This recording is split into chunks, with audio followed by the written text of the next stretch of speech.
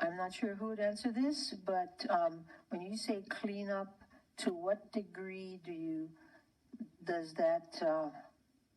plan to take that cleanup? Is it so that it will be ready, the property would be ready for the property owner to build on it? Chair? Oh, here's Mr. Hopper.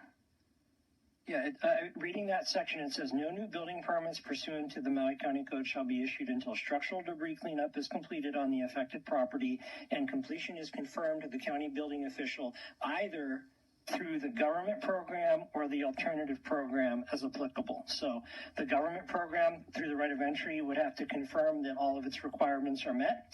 And then if the alternative program, when all of those requirements are established, those would all have to be met before those permits could be issued. So you'd have to complete cleanup through one of the two programs.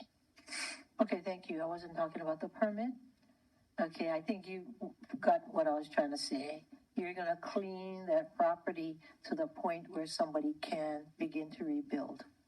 Yes, that is the goal of the program. Okay, great. Now, when you do that, does the property owner have to pay FEMA in advance and then get reimbursed, or there's no upfront cost to the property owner if the property owner is in the government program?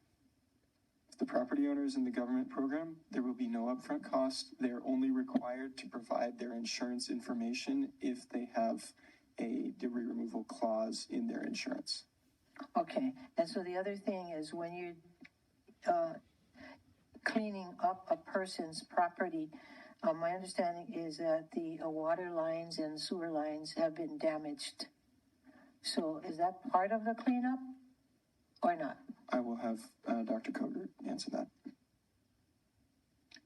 So we don't do any subsurface work other than that 6 inches of removal. So water lines, sewer lines, electric lines, all of the utilities will be mapped and they'll be cut and capped at the end of the debris removal process.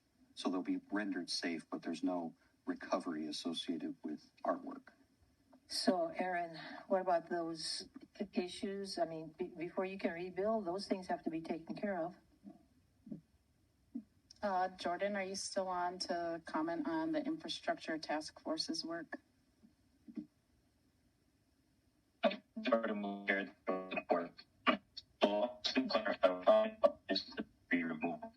You're breaking up, Jordan. We can't. Okay. I'll jump in. So infrastructure task force has been doing assessments on all of the infrastructure and bringing in teams to look at those and then looking to identify costs to replace infrastructure systems where needed. Okay, but may I please, since we got delayed by Jordan. Yeah. Okay, so Aaron, I don't want the public to think, property owners to be misled and think, oh, once FEMA cleans up my property, I can build. That's not going to happen because all these other issues need to be addressed.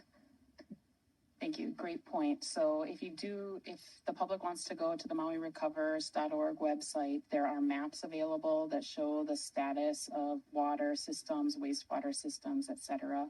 Those are updated weekly to identify where improvements have been made and where different resources have been cleared and can come online. So keep track of that because everywhere that is not functional is currently identified. So in terms of timeline, we'll get updates as they're available up on that site, but that's correct. Even if it was cleaned up tomorrow, they wouldn't have water and wastewater. So there's parallel tracks we have to take through this. Okay, thank you for the clarification. Thank you very much. Now, Member Paulton.